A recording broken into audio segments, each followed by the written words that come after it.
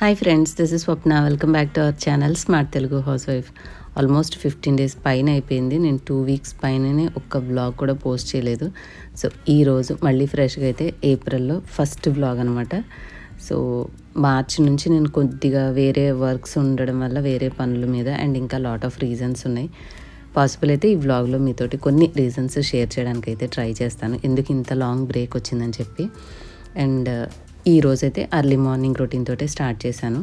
ఉదయాన్నే లేచి ఇంట్లో మొత్తం ఎవ్రీథింగ్ పనులన్నీ అయిపోయినాయి, ఫ్రెష్ అయిపోయాను. ఇప్పుడు బ్రేక్ఫాస్ట్ చేయాలన్నమాట. సో ఇప్పుడు ప్రజెంట్ మనకి ఎల్పిజి షార్టేజ్ ఉంది కాబట్టి మీ ఏరియాలో ఎలా ఉంది, మీరు ఎలా హ్యాండిల్ చేస్తున్నారు, ఏదైనా చెప్పాలనిపిస్తే కామెంట్స్లో రాయండి, అర్థమవుతుంది. సో నేనైతే ఇప్పుడు వీడియోస్ అయితే చేయలేదు, కానీ ఈ లాస్ట్ 15-16 days నుంచి నేనైతే గ్యాస్ బదులుగా ఇండక్షన్ స్టవ్ ఉంది కదా మన ఇంట్లో, సో అదే యూజ్ చేస్తున్నాను.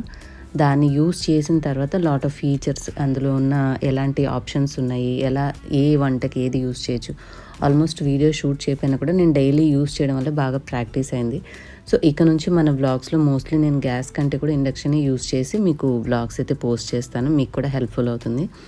అండ్ రీసెంట్గానే ఇది కిచెన్ మనం ఏమైనా గిన్నెలు పెట్టుకోవడానికి డ్రైయింగ్ మ్యాట్ ఒకటి తీసుకున్నాను అనమాట. సో అదేంటంటే వాటర్ బాగా పీల్ చేసుకుంటుంది, బండ మీద పెడితే అన్నీ మరకలు అయిపోతున్నాయని చెప్పి అది తీసుకున్నాను. అండ్ స్పాంజ్ వైప్స్ కూడా ఓల్డ్ అయిపోతే కొత్తవి తెప్పించాను. అండ్ ఇంతకుముందు ఇవన్నీ నేను మామూలుగా అక్కడ గట్టు మీదే పెట్టేదాన్ని కదా, సో ఇబ్బందిగా ఉందని చెప్పేసి ఒక 2 set వచ్చాయి రీజనబుల్ ప్రైస్లోనే. లైక్ మనకి 278 298 పడింది, అంటే ఒక 150 రూపీస్ ఈచ్ పడింది అనమాట. ఇంకొక సెట్ కూడా ఉంది. సో అది పెట్టడం వల్ల ఏమైందంటే సోపులు అవి అడ్డం లేకుండా చక్కగా పైన పెట్టేసుకోవడానికి వచ్చింది. అండ్ ఈ మూల ఇక ఇండక్షన్ స్టవ్కి అయితే ప్లేస్ అరేంజ్ చేసేసుకున్నాను. సో ఇది కూడా కిచెన్లోనే పెడదామని అనుకుంటున్నాను. ఇంకేమైనా ఎక్స్ట్రా ఉంటే తొందరపడి పెట్టడం ఎందుకు, అంతగా అవసరం అనిపిస్తే పెట్టచ్చులే అని దాన్ని అక్కడే రెడీగా ఉంచుకున్నాను. అండ్ కిచెన్ ఎవ్రీథింగ్ అన్నీ కూడా క్లీన్ అయిపోయినాయి. గిన్నెలు క్లీన్ చేసేసాను మేనర్గా, వాళ్ళ డిష్ వాషర్ అయితే ఏం పెట్టలేదు. అండ్ రైస్కి ఇప్పుడు ప్రజెంట్ నేను ఈ రైస్ కుక్కర్ అయితే యూజ్ చేస్తున్నాను. ఇంతకుముందున్న బ్రాండ్ అదేంటిది ఓపెన్గా బౌల్ పెట్టేదాన్ని కదా, సో ఇప్పుడు కొంచెం రైస్ ఎక్కువ కుక్ చేయాల్సి వస్తుంది కాబట్టి ఆ మెథడ్ కంటే ఇట్లా డైరెక్ట్గా కుక్ చేయొచ్చు అని చెప్పి ఇందులో సెరామిక్ పాట్ వస్తుంది. సో ఈ కుక్కర్ యూజ్ చేస్తున్నాను ప్రజెంట్. అండ్ ఇవ్వండి బట్టల పని కూడా అయిపోయింది. అండ్ పుదీనా మనం అప్పుడు స్టార్టింగ్లో మీకు గార్డెనింగ్ అప్పుడు చూపించాను కదా, ఒకసారి కట్ చేశాను, మళ్ళీ చిన్నగా అదే కటింగ్స్ నుంచి వచ్చాయి. అండ్ ఇవి టమాటా మొక్కలు కూడా నేను ఇంట్లో కొంచెం టమాటాలు పాడైతే జస్ట్ అవి పడేయకుండా ఇందులో వేస్తే వచ్చిన మొక్కలు అనమాట. అతి కష్టం మీద పెట్టినప్పటి నుంచి రోజ్మేరీ ప్లాంట్ ఇప్పటికి కొద్దిగా పెద్దగా అయింది.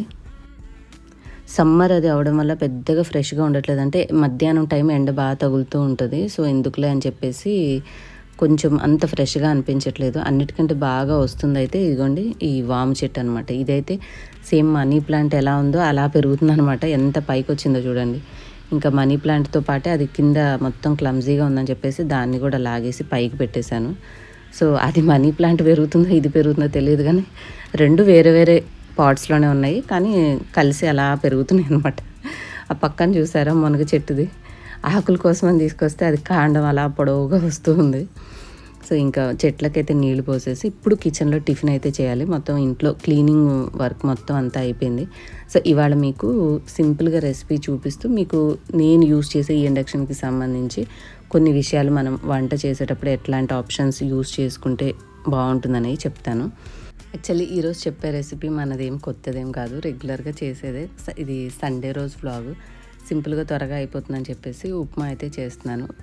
మనం మెయిన్గా ఇండక్షన్కి ఏంటంటే యూస్ చేసేటప్పుడు ఇండక్షన్ బేస్ ఉన్న వెజల్స్ అయితే చూస్ చేసుకోవాలి.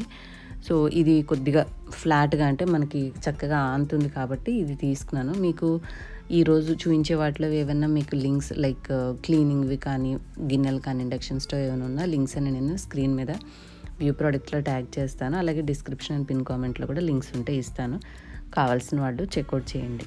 ఇప్పుడు ఎవరైనా గ్యాస్ షార్టేజ్ ఉందని ఇండక్షన్ స్టవ్ కొనుక్కుందామన్నా కూడా అమెజాన్లో కానీ ఫ్లిప్కార్ట్లో కానీ ఎక్కడ చూసినా కూడా అవుట్ ఆఫ్ స్టాక్ ఉంటున్నాయి అనమాట. సో బెటర్ మనము ఆల్రెడీ ఇంతకుముందు మీరు కొనుక్కొని ఉండుంటే బెస్ట్, లేదంటే అట్లీస్ట్ నోటిఫై మీ అని ఆప్షన్ పెట్టుకొని అది ఏదైనా అవైలబుల్ ఉన్నప్పుడైనా సరే మనం కొనుక్కోవచ్చు. ఇది యూజ్ చేయడం కన్వీనియన్స్ తెలిస్తే స్టవ్ కంటే కూడా చాలా కన్వీనియంట్గా ఉంటుంది. సో ఒక 15-20 డేస్ నుంచి వాడుతున్నాను కాబట్టి అసలు నేను గ్యాస్ మీద ఏ రెసిపీ కూడా ట్రై చేయలేదనమాట. ఎందుకంటే ఒక కొత్తది మనం నేర్చుకోవాలి అంటే మన డైలీ లైఫ్లో రెగ్యులర్గా యూస్ చేసే అన్ని ఐటమ్స్ని దాని మీద ట్రై చేసినప్పుడే మనకి అసలు వంట నేర్చుకునేటప్పుడు మిస్టేక్స్ చేయకుండా ఎలా చేస్తామో అలా వస్తుందని చెప్పి నేను వీడియోస్ అయితే షూట్ చేయలేదు. కానీ రైస్ కుక్కర్ యూజ్ చేసుకుంటున్నాను. మిగతా వంట కావాల్సిన అన్ని ఐటమ్స్ దీని మీదే ట్రై చేశాను. ఈవెన్ అంటే డీప్ ఫ్రైయింగ్ కూడా దీంట్లోనే ట్రై చేశాను. Everything fine. కాకపోతే ఒక్కొక్క దానికి కొన్ని జాగ్రత్తలు, టెంపరేచర్ పెంచడం తగ్గించడం అనేది మనం వంట ప్రాక్టీస్ చేస్తేనే తెలుస్తుంది. నాకు మీలో ఎంతమంది ఇండక్షన్ స్టవ్ యూస్ చేస్తున్నారు రెగ్యులర్ కుకింగ్కి, లేదంటే స్టిల్ గ్యాసే యూస్ చేస్తున్నారు అనేది కూడా కామెంట్స్లో చెప్పండి. నేనైతే to be on safe side ప్రతిరోజు దీన్నే యూస్ చేస్తున్నాను. ఇది మనకి హెవీ ప్లగ్ కూడా యూస్ చేయాల్సిన అవసరం లేదు కాబట్టి ఓకే, ప్రాబ్లం అయితే ఏం లేదు. కాస్త టైం ఎక్కువసేపు పడుతుందన్నమాట. ఎందుకంటే ఒక కుకింగ్ అంటే ఒక పదార్థం ఏదైనా మనం వండుకోవడం, పాలు పెట్టామనుకోండి, పాలు అయ్యే వరకు వెయిట్ చేయాలి. సో మిగతా కుకింగ్ ఏదైనా కూర చేస్తున్నాం అనుకోండి, కూర అయిపోయే వరకు వెయిట్ చేయాలి. సో ఇలాగా ఒక్కొక్క దానికోసం వెయిట్ చేయాలి కాబట్టి కొంచెం టైం ఎక్కువ పడుతుంది. అండ్ కరెంటు పోయే టైమింగ్స్ ఏంటో చూసుకొని ఆ ముందు లోపలే మనము వంట అనేది ఫినిష్ చేసుకుంటే ఇండక్షన్ మీద ఇబ్బంది ఉండదు. స్టవ్ అయితే మనకు అట్లాంటి సమస్యలు ఏమి ఉండవు, కానీ ఇది డిఫరెంట్ కదా. సో అందుకని చెప్పేసి కొంచెం కొన్ని విషయాల్లో అలర్ట్గా ఉండి చేసుకుంటేనే దీని మీద వంట అవుతుంది, లేదంటే సగంలో ఆగిపోతుంది. ఇంకా నేను ఇందాక లైటింగ్ పడడం వల్ల మీకు నేను ఎంత టెంపరేచర్ పెట్టేదో సరిగ్గా కనిపించట్లేదు. నెక్స్ట్ టైం నుంచి నేను కొద్దిగా అది మీకు ఎంత పెట్టి చేస్తున్నాను అనేది కూడా డిస్ప్లే సరిగ్గా కనపడేలాగా చూసి పెడతానులేండి. నేను కనిపిస్తుంది అనుకున్నాను, నేను నిలబడిన సైడ్ క్లియర్గా ఉంది, కానీ ఇటు కెమెరా యాంగిల్కి షాడో వల్ల మీకు సరిగ్గా కనిపించట్లేదు. అందుకని చెప్పేసి ఎంత పెట్టి మనం చేస్తున్నాము, తర్వాత ఎంతకు తగ్గిస్తున్నాం అనేది మీరు చూస్తూ ఉంటే కూడా అర్థమవుతుంది. మోస్ట్లీ మిగతా అన్ని మోడల్స్కి కూడా ఇదే పద్ధతి ఉంటుంది. కాకపోతే దీంట్లో ఏంటంటే చాలా బేసిక్గా, సింపుల్గా అర్థమయ్యేలాగా ఉన్నాయి. మీకు కావాలంటే నేను తర్వాత దీనికి సంబంధించింది ఒకరోజు క్లియర్గా వీడియో చేస్తాను. ఎందుకంటే ఇప్పుడు చేసినా కూడా ఈ మోడల్ దొరకాలి కదా. మిగతా అన్నీ ఏవి ఉన్నాయో మీ దగ్గర, దాంట్లో వాళ్ళు మాన్యువల్ ఎలా ఇచ్చారో అదే వాడుకోవాలి. అటు ఇటుగా ఆప్షన్స్ అంటే ఒక్కదాని పద్ధతిని నేర్చుకుంటే మిగిలినవి కూడా సేమే ఉంటాయి. కాకపోతే అందులో వాళ్ళు కొన్ని ఎక్కువ ఇవ్వచ్చు, ఇంకొంచెం తక్కువ ఇవ్వచ్చు. రకరకాల ఆప్షన్స్ ఉంటాయి. అవి ఏంటంటే 1-4 సార్లు వాడితేనే వాడంగా అర్థమవుతాయి, కానీ ఒకసారి చూడంగానే కన్ఫ్యూజింగ్గా ఉంటుంది. ఫస్ట్లో నాకు కూడా సేమ్ ఇది అలాగే అనిపించింది. సో అందుకని చెప్పేసి యూస్ చేస్తూ నేను మీకు కొన్ని రోజులు వాడాను కాబట్టి ఇప్పుడు ప్రో అయిపోయానులేండి. ఏ ఆప్షన్లో ఏది పెట్టుకుంటే దీని మీద నాకు వర్క్ అవుతుంది అనేది ఈజీగా వచ్చేసింది. ఇక నుంచి బ్లాగ్స్ అన్నీ కూడా నేను దీని మీద యూస్ చేస్తాను. అండ్ ఏదైనా చేసేటప్పుడు దానికి సంబంధించిన టెంపరేచర్స్ ఎట్లా పెంచాను తగ్గాను అనేది నెక్స్ట్ కమింగ్ మళ్ళీ ఏదో ఒక రెసిపీలా చేస్తూనే ఉంటాం కదా, మీకు ఎక్స్ప్లెయిన్ చేస్తూ ఉంటాను. సో దట్ మీకు ఈజీగా అర్థమవుతుంది. మీరు ఎవరైనా తెలుసుకోవాలని అనుకుంటే కామెంట్స్లో నాకు ఈ మోడల్ ఎవరైనా యూస్ చేస్తున్నారో లేదో చెప్పండి. ఎంతమంది యూస్ చేస్తున్నారు అనే దాన్ని బట్టి కూడా డెమో వీడియో అయితే తర్వాత తప్పకుండా పోస్ట్ చేస్తాను.